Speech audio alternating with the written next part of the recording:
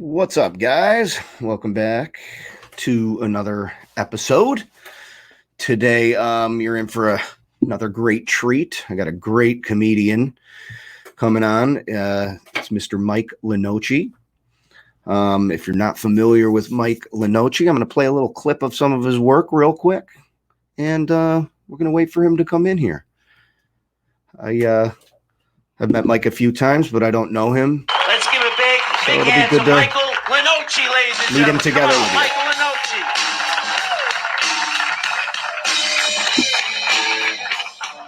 Thank you guys so much. Thank you. Woo. What's up? How we doing?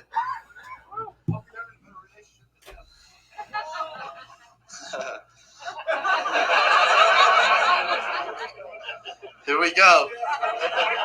Literally what your girlfriend's thinking right now.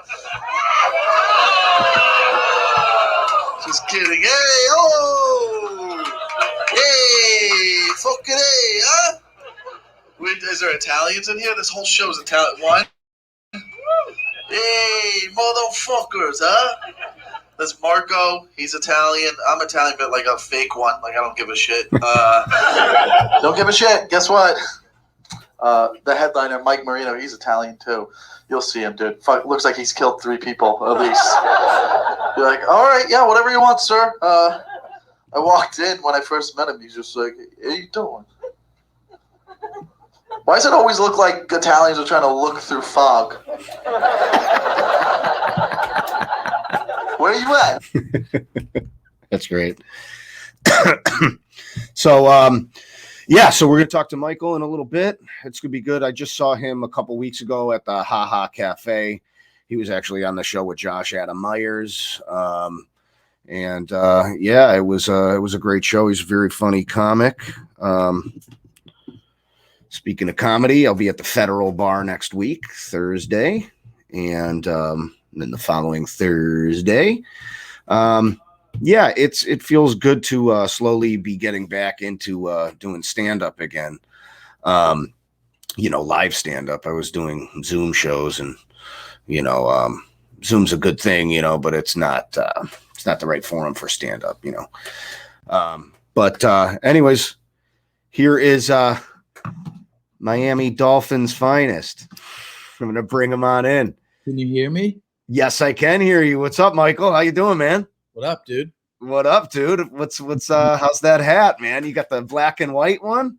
Yeah, it's listen, the Dolphins don't have the best colors for wearing that match with a lot of clothes. So I do the black and white one so I can wear it. Yeah. Like, wear a Dolphins hat, but then it's just like I gotta wear like a black shirt or a white shirt. Like, you can't really wear other colors with it. Yeah, no, you can. They are very distinctive. My wife is from where you're from, Coral Springs. Really? And I what's that? You have a wife?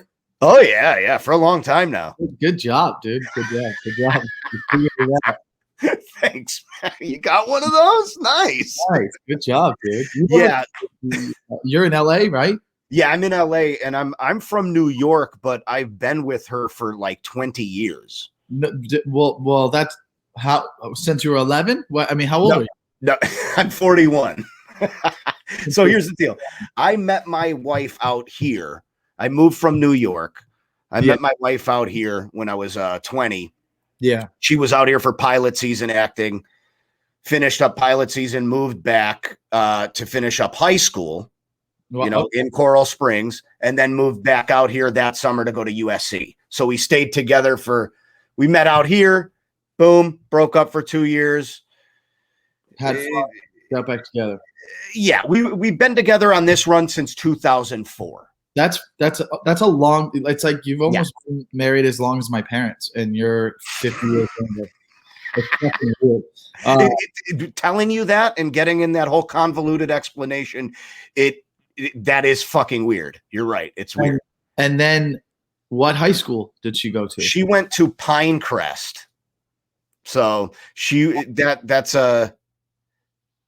that the newer one? No, it's been there for a while. Was that like a private academy? Yeah, it's a private school. And yeah. Over there on University Drive and Sample Road or something. Yes. So the reason why I'm so made that. Yeah. no, it is. I think it is. I know Sample and University. Nice.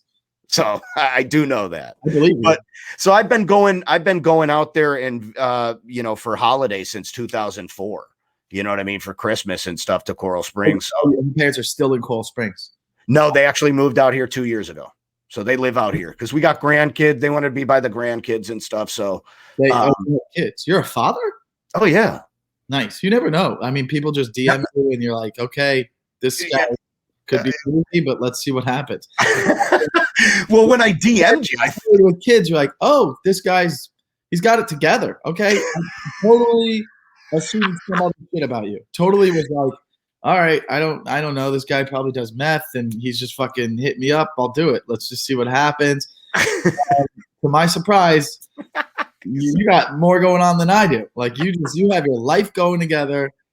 Oh my God, that's great. It's like you're on break in the back of like your manager's office at like some radio stuff. Like, yeah, I'll use the office real quick and do my show.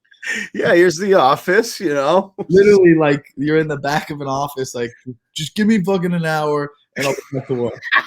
We do post production and hammer out files all day over here. Yeah, you got all day. Toolbox back there. That's a real man toolbox. Yeah, and then look, I even got VHSs and Betamaxes and all sorts of weird shit. Security system that means, and there's a safe back there. If anyone's watching, you want to rob him. It looks like they got a full on business back there. Yeah, they're not getting in this building. It's Fort Knox over here. It's under his house. Yes. So I am a father. Yes, I got 2 boys, 7 and a 5-year-old. Nice. But back to what I was saying with the for a second. Sorry. No. We're good. This is great. This is actually going really, really well. I love this. My wife's a huge Dolphins fan. And I am a Colts fan, dude. I'm all fun. You've had your fun. We did have our fun, and I think we're gonna have some more fun with this guy coming in, this Carson Wentz. Yeah, I mean, you never know. I mean, we'll see. I mean, you can only be excited at the beginning of the year. That's all it is. I mean, all 32 fan bases are like, this is going to be a good year. I mean, there's some teams who are like, this one's going to be rough. I mean, I knew I was going to go through that a couple years, but yeah, you could be hopeful. Tough division. That's all we got. Like you said in the beginning of the season, all you got is hope. But so I want to go into a little bit with your career, man. How long have you been doing stand-up? And did you move out here to start doing it, or did you start in Florida? Yeah, no, I started out here. I moved out here to do it. Yeah. So I've been doing it almost 11 years. Yeah. Oh, nice. Yeah. For some reason, I thought you started in Florida, though. No. I mean, I've gone back and done shows in Florida and stuff because I still have family and friends. But I just was like, no, I'll figure it out. I'm gonna do it. And I came out here and just was like, let's do it. And I just grinded for sure. Well, you definitely grind. You're like always on the road and stuff. I know that you opened a lot for D'Elia. Yeah. And what was that like, man? I mean, he's a fucking tremendous comic. Yeah, that was awesome. I mean, that was a cool little opportunity I had. In the beginning of stand-up, you're just hanging around doing open mics and you're hanging out at the clubs. And then you get the opportunity, like guys will ask you to like eventually come host. Like the first guy to ever ask me was Bobby Lee, actually. He was like, oh, you want to come host for me in New Year's? This is like 2012 or something in San Diego. I was like, yeah, sure. And then you learn about that whole part of the game. Because in my mind, you're like, oh, I just am doing open mics. And then I want to try to get up at a club or try to get up in big shows in LA. I didn't even know really about the road. I didn't know that there's a whole, like a host, a feature, and like there's ways to make money and get work. So once I learned about that, I was friends with, I got in with just the comedians because I was always hanging out. And then eventually I just asked Chris one time, I was like, hey, I saw you doing a show in Florida. I would love to host. Hosted for him a couple times back when, I was still young. So he gave me the opportunity. He saw my hustle and he gave me some cool opportunities. And then when he had some big theater tours, that was, those rooms, that's the best. I mean, that's where you really learn your confidence. I mean, you're doing a room full of 1,000, 2,000 people. You go up and you know your jokes are going to work. I mean, that's how you get really confident and good on stage. And then, you know, from there, you got to still come back to LA and do the small rooms and keep yourself humble and, you know, keep going. But I mean, that's the best opportunity. I mean, anytime any comic can get on on the road with a bigger comedian, I mean, that's where you're going to grow a lot. But you got to be ready for it too. You can't just like go on the road and that's it. You're going to be good. I mean, you still have to put the work in, but it definitely helps. But and that's the great thing. Like, you know, if I'm ever in that opportunity, you know, I'll give back too. It's just cool that there is, you know, there's a bunch of comedians that, you know, help out a lot of comedians. And then, you know, I told people, like, once you start opening for a guy, you know, find value in yourself so that they want to keep, you know, bringing you back. You know, like I would hustle with him. I would help sell the merch and shit. It was almost like I was a tour manager. Like, you know, I was dealing with the venues, you know, I mean, calling like the bookers and be like, okay, what time do we have to be there? Just it was a job on job. But at the end of the day, I was like, I just want stage time. That's how I get better. Yeah. So that was cool. That was the best. That was the best thing for my career, thus to a point. And you know, it fucking that was great because it's like, you know, that's just the beginning. So we'll see. You know, I mean, I hope other opportunities come about in my career, but that was obviously, you know, one of the better situations because I got so much stage time, and that's how you get better quicker. Yeah, I mean, well, I just saw you a couple weeks ago at the Haha, man, and you know, you were on the show with Josh Adam Myers. Oh, yeah. It might have been a little longer than a couple weeks ago, but oh yeah, man, fantastic, man. I mean, you're a great comic. 11 years in, man, that's a good amount to have in. I'm about to hit 3 years in September. Oh, so you just started? Pretty much, yeah. I mean, So year of pandemic. Yeah, exactly. So I've been getting out. I've done about 4 live shows in the past month and a half, and it's weird because I kind of overthink. I'm one of those guys that overthinks it, and it's overthink. I think when you're doing stand up, you can overthink yourself and fuck yourself up. You overthink what? I'm sorry, because it skipped out. Just overthinking your material. Yeah, no, you know, you get caught up in your head. It's easy to get caught up in your head and overthink your material. Is this going to work before you even go on stage? Oh, well, I mean, yeah, that's eventually you get to a point like I don't give a fuck. You know what I mean? I'm just going to go say something, and I could try something on stage and feel if it's not working out, and then jump out of it and go into something else real quick, and nobody would even know. Well, see, that's what it is. Like, since you know, the whole pandemic, I'm excited to get back on stage. It sucks that shit was shut down for a year. I said to myself, I made like a pact. I said to myself, I'm not going to overthink the shit. I'm just going to go in and do it. You know what I mean? And like really try to put a good foot forward. And it's actually been going great. Like I've never felt more confident of doing stand up than I have in this past month and a half that I'm talking about. Yeah. I mean, you got to just have fun. I mean, and not overthink it and try to be present. A lot of the time, like I remember when I was starting off, a lot of my worst sets were me trying to remember exactly how I want the set to go, rather than that's not being present. At the end of the day, the best comics connecting with the crowd, regardless of material. So, you know, you could have a comic go up and have the best material ever and do good, and then you could have another comic go up and do like his jokes are okay, but for whatever reason, he connected with that crowd. They're going to remember him more so because they're like, man, I just like, I connected with that comic. And at the end of the day, it's like, it's an art. So it doesn't really matter. Every set's going to be different. Then it's like, you can get consistency in the jokes, but even now, like the 15 to 20 that I work on now is like, I don't think it's verbatim the same ever. It's just like, I have the ideas and I go with it. And I don't know if every comic's like that. I think there's some very polished comedian writers. Like, I mean, Jesselnick is for sure. Sure. You're going to have the same exact set every time. He's very well polished. But I think my style is just like, listen, I have these jokes, I have these ideas, and I'm going to go up. And until I'm going up 2 times a night for 2 years, I'm not going to get it down perfectly.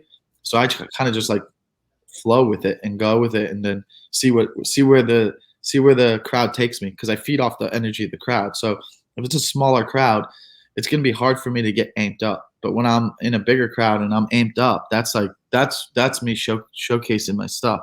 Smaller crowd, it's hard for me to really feed off of it. So I'm going to kind of like, my energy is going to be a little softer, because it's whatever the crowd wants to give me.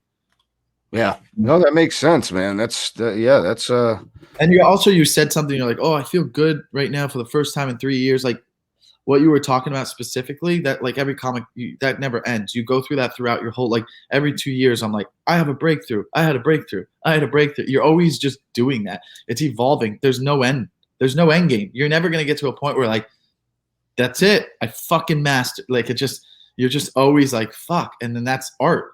That's like any, like, you know, I just started painting recently, like on canvases, and I never got to do that because that's like, it's a hard habit to get into, because you need space and you got to buy these canvases and stuff. So you don't get to do that when you're younger, but there's so much similarities to it where you'll be painting and you're like, oh, this looks great. And then an hour later, like, fuck, I fucked it up.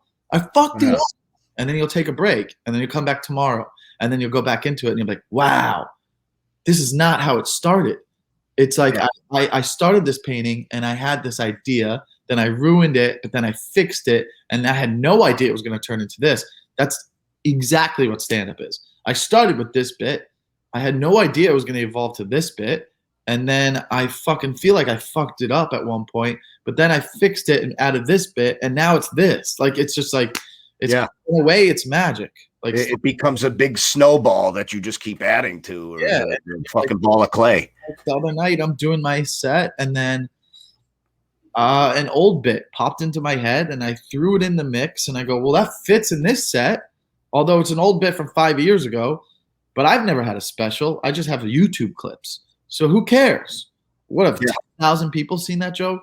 Maybe even over the last 5 years of touring, maybe hundreds of thousands of people seen it. Do they remember it? It's only on my YouTube. It only has 10,000 views. Fuck it. I'll just fucking add it back in. Like, who cares? Like, you don't worry about your peers caring if they know that joke, you know? I'm just like, whatever. That just popped back in. You find pieces from back in your day and you plug them into current shit. It's just like, it's a forever evolving puzzle piece we're putting together. Yeah. Do you have trouble, or how's your writing process with that? Or are you one of these guys who kind of writes on stage? I kind of see that with you. Yeah. Like that Brett Ernst type deal, you know, where you're writing on stage, and it's all over like I'll have an idea and I jot it in my notes in my phone, and then I will throw it in between on stage. I'll riff it and see what I can get. And then if I feel like I'm not getting anything, I'll jump out of it. But if I get a little thing, like even a little, like, okay, they're laughing or smiling or they're with me on this, I'll stay in it. But to stay in it, that goes with years of stand-up, like the confidence of being able to stay in it and being like comfortable in the silence, to where they're just listening. They're waiting to hear the idea. So then I'll try to find something on there. And then if I do, and I'm like, oh, that was good, then maybe I'll bring it to a notebook. And then I'll, like, in my notebook, I'll like start riffing about it in the paragraphs. Kind of flesh it all out into it. Sometimes I even bring ideas on my podcast and then just riff them on there, and then think maybe that's funny enough for stage. But like I'm all over the place with the writing. It's a note in my phone, trying it on stage, then in the notebook. It's all over the place. So it's like there's no and then sometimes I'll even like be sitting and write it out in my phone a little bit, but there's like all I'm doing is just trying to find the punchlines. And then once I find the punchlines, I can edit out the other stuff. Because if I go back and listen to the set, I can be like, well, I'm saying a bunch of shit before the punchline. Punchline still works. I don't need that stuff. Get rid of it. You know what I mean? Cool. Yeah, no, that's cool. What do you got going on, man? What do you got coming up? You got some shows coming up? Talk about the podcast. Give me some plugs. I just have shows, just in LA right now. I don't have anything outside of LA. I've been doing a lot of spots at Jam in the Van. That seems like that's the fun venue right now. Those are cool, man. Yeah, those are fun venues. So I got like my own shows that I'm putting together where I'll throw up like friends, like on June 9th and July 10th. I have two, but like I'll just like, and then like I had a show at Jam in the Van last night. I did a show Wednesday night. I don't have anything tonight, but I'll find a show and then I'll like go hang out or I'll say what's up and then I'll go, yo, I'd love to do your show, whoever's show it is, and just be like, yeah, I'll try to get up. Yeah. If I'm not going up for the most part, I'll try to hang. Sometimes I chill. I mean, the pandemic taught me to not like get anxious about not getting up, Yeah. So, yeah, I mean, and then I just do my podcast. I mean, I've been doing my podcast and just trying to build it. And, that's really all I got is just doing stand up and working on myself and doing my podcast and all that other shit I can't control. It's out of my control. I can just do what I do. Yeah. No, that's all we can do as men. Yeah. Pillage and plug through. Yeah. See what happens, happens, That's cool, man. Yeah. Yeah, there's so many of these shows that popped up. That Jam in the Van looks so cool. But those, those are for you guys, like kind of like headliner type, more established guys, put it to you that way. Anyone can put a show on there though. I mean, if you know how to get people out, you could produce a show there. I mean, I'm not saying you specifically, but like it's not like and anyone could do that in any of the clubs, really. I mean, you could be an outside producer if you meet the right person. You can be like, hey, I would like to try to put a show together, but at the end of the day, you have to get butts in the seats and book the comics. So yeah, I don't really dabble in that world a lot. It's harder, so I'll do it sometimes just to make the extra buck right now. Sure. But sure. Get back to normal, closer back to normal. Yeah. Yeah, there Maddie Fontana is running a great show, that Comedy Cottage over at Tom Burgeon's. Oh yeah. I remember that I remember I went back by that like 6 months ago. Yeah, man, he's got great comics on that one, and then they're doing the Supernova thing is a big thing.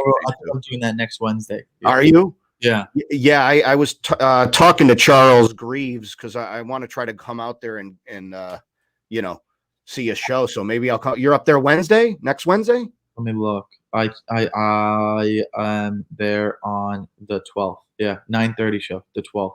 Cool. You know what? I'm gonna go to that one. Yeah, come hang. Because I have to because I've been meaning to reach out to him. You said, start being out there and networking a little more with shit opening up, and I'm vaccinated, so I think that's okay. Yeah, I think that's helpful. I just go about it, man. I was always going about it. I never really cared. That sounds fucked up, but whatever. No, man. Come on, man. I know what you mean. You got to keep it going, man. Yeah. I have a day job that, and stand up is something that I always wanted to do. So I put a foot forward, like I said, 3 years ago, and fucking started doing it. How does your in-laws feel about you dabbling in that? My in-laws, they're cool with it. They're all right. They don't, like I said, I got a regular job. Yeah. You know what I'm saying? As long as you have the benefits, we're fine. And yes, the health insurance is all through me, baby. So okay. Yeah, so I kind of get a pass. I get a pass in that regard. And plus my wife loves stand up, and she was an actress and shit. So she she appreciates the artistic. Yeah, is she just mommy now or no, she's actually a real estate appraiser. Gotcha. And she does really, really well. And of course, a mom. And we just can't wait till the goddamn schools open up so they can not be on Zoom. What's that? Does she miss acting or no? No, not really. I mean, and she only did, she did a few things, a couple movies and little part in TV shows, but nothing like, nothing where it was like. I mean, dude, that's the hardest game. People think stand-up is. I think acting is. I tried to do a little acting, and I actually first tried doing stand-up in 2006, and I only did it for maybe 3 months, and I was like, I want to be an actor, so I joined the Groundlings. I was like, I want to be a comedic actor, so I joined the Groundlings, and then I got a Coca-Cola commercial that was a national commercial that brought in a lot of money, and then you retired. You're like, no. Coca-Cola commercial. I'm good. That's that. I would. Well, it's not like my name's Jimmy Coca-Cola over here or anything, but but I got lazy. I made a bunch of money from the Coca-Cola commercials and did not go on any auditions. I was buying the bar at Jillian's up at, with my friends and hey, fucking whatever you want to drink. Big shot over here. Hanging out with Swartzen every once in a while. Yeah. Yes. Nick Swartzen. Was he up there at Jillian's? No, I don't. If you were part of the bar scene in Hollywood at any point in the last 20 years, you've had a hang with him. Then I actually did have a hang with him at Adam Sandler's holiday party. I'm friends with Adam's brother-in-law, and he brought me to this party. And actually, I wound up doing chewing tobacco with Nick Swartzen and puked. Disgusting. Yeah, I was like, oh, dude, I'll do some of that chewing tobacco. I think I swallowed some of it. That's what makes you throw up for sure. Fuck it. I don't know who does that anyway. It's so disgusting. Pitchers mostly. Yeah, I mean, I liked cigarettes for a while, but you throw a 90-mile-per-hour fastball if you want. Yeah, with your head spinning from that nicotine buzz, that good nicotine buzz. Yeah. Yeah. Anyways, what the fuck was I saying? Oh yeah. So, anyways, long story boring. Some friends and I, we created a web series that was on Funny or Die, and it got like a lot of views and stuff. But, and we took a few meetings trying to pitch it, and it just, didn't go anywhere. But like everything, it's hard to get yeses. Yep. That's the business. You just got to fight the no's away. You do. And, give up, kill yourself, or you keep going. Yeah. I can't kill myself. No. Yeah. Well, I wouldn't either. You wouldn't recommend that? No, I mean, you know what? I felt like I dug myself a hole, and it's like I'm not even that type of person. I was just trying to make an off tasteful. I got it. We're good, man. We're good. It's a tough world out there. It is. It really is. So when was the last time you were back in Coral Springs? You're from Coral Springs, right? Yeah, I went to. Sorry, if I let you know where I really was. I'm just in a bed right now, hanging out. The easiest podcast ever. You got pants on? I do have. Well, anyways, I last time I went to Coral Springs. I mean, because my family's not there anymore, but I drove through. So I stayed with a buddy. He lives in Parkland, so that's the next city over. Yeah, that's right there. So I've driven through, and I drove by my old house like a couple of years ago, but it seems smaller. It seems like everything shrunk. It seems like the trees got bigger and the houses got smaller. It's really weird. Yeah, my wife lived in where the covered bridge the Hills. It's called the Hills. No, just give me cross streets. Fuck, Wiles Road and something. I don't fucking know. She was right by by Wings Plus. You know where Wings Plus is? Like Wiles Road and Coral Ridge No, Wiles and Royal Palm maybe. Maybe. I would text her and ask her, but who gives a shit? And I doubt you're losing sleep over knowing. Going fucking. God damn it! Figure that out. Why doesn't he know the fucking cross streets? God damn it! Coral Springs listeners do you have here? 4. Her mom and dad and her sister and brother. Yeah, that's true. But anyways, all right, man. Well, shit. What else? That's what else it. You got? That's it. Yeah. We only got half hour on here? I don't know. Do you want to talk some more? Yeah, this is like my 5th one. Oh, and then what? And what is this, by the way? What's that? What is this? What is what? This is a podcast? It's just an interview. I like to sit down and interview comics that I like and people that I want to know more about. Is this doesn't go on YouTube? Yeah, I put it on YouTube. Oh, but we're not live right now. It's not live. Software we're using? This is called StreamYard. It's like a Zoom type thing. You never use StreamYard. I don't know what you got a professional podcast. You sit there with that fucking mic coming on. Oh yeah. No, I understand, but so I wasn't sure like why this over Zoom. So you just started. So you've been doing this 5 weeks. Well, yeah, no, probably a little bit longer, but I just started kind of releasing them. Like I had Brian Scalero on, Jimmy Schubert. Felicia Michaels. I had this boxer on, Brandon Lynch. Okay. I just like to try to have different people on. I'm all about it.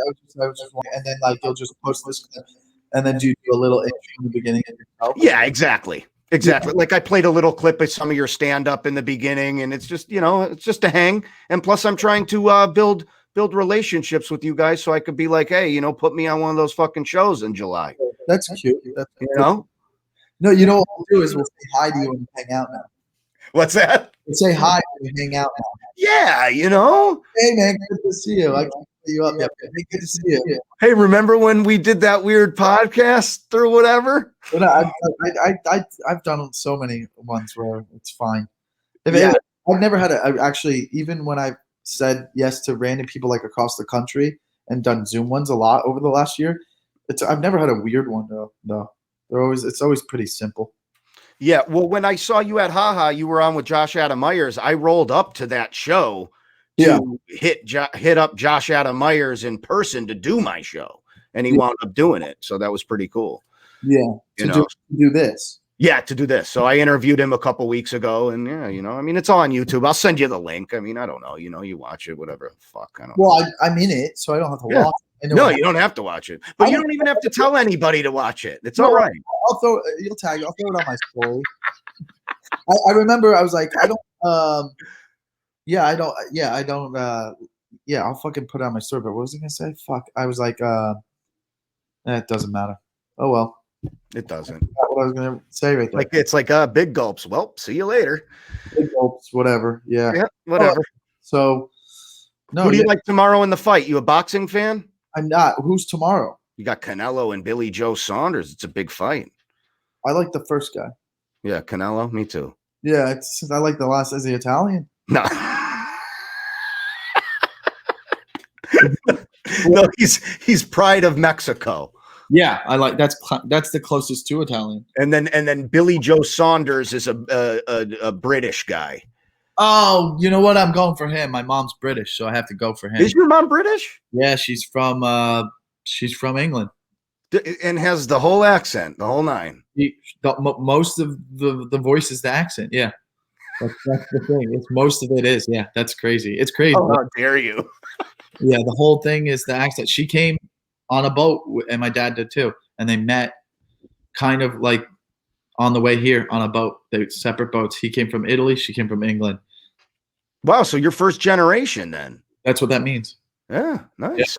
Yeah, I was conceived on the boat. Wow. I wasn't really conceived on the boat. I was conceived in Florida. Yeah, you kind of have a little smirk. I thought. Yeah, I'm fucking around a lot. Yeah, I've been fucking around. I've been fucking around a lot the whole time. Everything I'm actually not from Cold Springs. I just went. You said I was. So your name isn't even Michael. No, that's not even your name. It's Calisano, or whatever the boxer's name is. I'm not a fan. I am a fan of like boxing when it was like big, like I was paying attention to it a little bit, but not like crazy. But I did see the Mayweather thing yesterday. Oh, that was the best. He took his hat. Oh my God, I was dying. I don't like him. I don't like him either, Michael, but dude, that was so fucking funny, dude. He's in his face and he just goes, "Got your hat." He's such a, you know what I mean? It's disrespectful to do. It's just like, it was funny though. I wouldn't do it. I just fucking, I'm telling you, you watch it 3 times and you'll laugh on the 3rd time. Yeah, it's just that he's not. If someone who was like, if Tom Green did it, it's funny, but it's like, okay, yeah, all right. Arrogance of the guy behind it. You're like, I'm not rooting for you. And then like, I'm glad you got punched. Yeah, I thought Floyd Mayweather's hair was crazy though. Those guys are, yes, but those guys are fucking hood. Like they'll fucking have you killed. Yeah, they don't care who you are. Like all of a sudden they'll be like, what's his name was killed in a drive-by, and there's no connection. Yeah, I mean, yeah, it's I mean, great. It's like everybody's gonna tune in because we want to see fucking the brothers get knocked out. Like I was like, this is the straw. Like Mayweather has to save boxing right now because it's disrespect. Like he has to show that like, oh, you want to fucking just be able to fight anyone. Like this will ruin boxing if he even goes more than a round. Well, here's the deal. Those are all exhibitions. So Jake Paul now, he's fighting like these MMA guys. He fought Nate Robinson, the basketball player. His next fight, he has to fight a real fighter, like a real boxer. Yeah, but that's what I'm saying about Logan is like this has to Mayweather has to knock him out in the first round or boxing. Yeah, I don't think Mayweather will knock him out in the first round only because that guy's a big guy and he could take some hits. I think he'll go down maybe by the second or third. I mean, yeah, they wouldn't be in the weight class, right? They wouldn't be in the weight class anyways, right? What is? Well, the brother, Logan Paul, who's fighting Mayweather, I actually thought he weighed more than the other brother, Jake Paul, the one who fought, the one who took his hat. Yeah. Took Mayweather's hat. Yeah. He fights at 190. So he'd be a heavyweight boxer. So and Mayweather fights at like 120, 130? No, he's about 150. Oh, okay. He's taller than I thought. But still, I mean, how many rounds did he go with Connor? I think it was 7 before he got the knockout. 7 rounds, I think. Connor had some hands coming in a little bit. It wasn't like necessarily like his thing wasn't grappling, right? He was more of a fighter. He looked good in that fight for somebody transferring or transitioning into boxing, but it's a whole different. I guess we don't know if these guys have chins, but like I just don't see how I feel like Mayweather's got to go in and just disrespect. He does have a guy call out a professional guy, and also these Paul brothers, they got to be in their late 20s by now, right? I think they're like or maybe mid. When you're at your prime in boxing, it's 18 to 22. So it's just so you can't call these guys out like it's like otherwise the game's over. It's just going to be like it's going to be celebrities calling people out. Well, yeah, I mean that's celebrity boxing. They do that shit. That fucking guy does it all the time. It was like the Bagel Boss guy. Remember the Bagel Boss guy? He was going to fight somebody. You're like, who gives a fuck? But this fight tomorrow, though, Canelo Castellucci. Yeah, that's the Italian guy. Yeah. That fight is going to be fucking amazing because Canelo is the top pound for pound. So if he beats this guy, he gets a belt from him, and then he has to fight one more guy, and he's got all the belts. He's unified. That'll be the first time a Mexican boxer done it. So he's going to be like he's a heavyweight.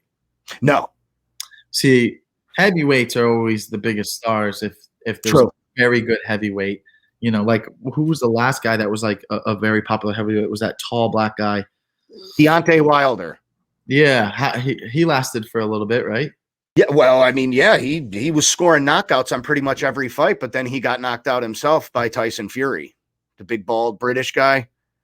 I don't know if you saw that fight. But we still haven't had a guy as dominant as really Tyson for a while. Really? No. Yes. I mean, even after Tyson, the other guy, with the dreads, he was good for a long time. Lennox Lewis. Yeah, he was great for a while. They're fighting again. You know that, right? Who? Lennox and who? And Mike Tyson. They're doing an exhibition, I think, in September. No, who's the guy after Lennox Lewis? I mean, and then you had the 2 European brothers, right? They were the Klitschko's. They were good for a while, right? Oh yeah, Vitaly and Vladimir Klitschko for sure. They were great. Yeah, it hasn't been like the sport needs someone besides Mayweather and Pacquiao were carrying the lightweights, right? Well, that's why this guy Canelo is that. He's that. He's pretty much bringing boxing kind of back in that. But we'll see. You know what I mean? Yeah. Who knows? There's a lot of corruption in boxing, a lot of corruption and all that shit. So who the fuck knows? What's that? What do you mean corruption? Well, boxing, I mean, boxing is, you'd have people taking dives and fights, you know what I mean? All the time, I mean, so there was a lot of corruption with Don King, all that shit, ripping off fighters. Yeah, he's still alive. Yeah. But he just doesn't do anything. I think I saw him like standing behind a fighter maybe like a year ago outside of a ring, and I'm like, this guy. Shit, I wish. They got to get him on fucking Rogan or something. I would watch that one. I would definitely watch that one. Yeah, I would love to see that. I'd love to see you on Joe Rogan. Shit, man. I don't know. One day, maybe. Whatever. Again, who knows? I control, not my camp of people I roll with, but yeah. But anyways, you keep doing your thing, brother. Yeah, I'll see you. I'll see you out there, man. Yeah, I'm gonna come check out that show Wednesday on the 12th for sure. Right. You said 9 o'clock or 9:30? Yeah, 9:30. Just DM me and then I'll be like, yeah, I'm here. Cool. Yeah, whatever. Dude, Dude, thank you so much, man. Yeah, You know, I really appreciate it, man. And it's good to call you a friend, bro. Yeah, it's good to meet you, bro. Thank you, man. All right. I'll see ya. All right. Michael Lenoci, everybody. Thanks, man. All right, bud. Bye. Peace, man. Michael Lenoci. He's a good guy. I really give him credit because you know, we had a little bit of dead air at one point, but you know, we did it. I'm gonna get my glasses on and I'm gonna go get a pizza.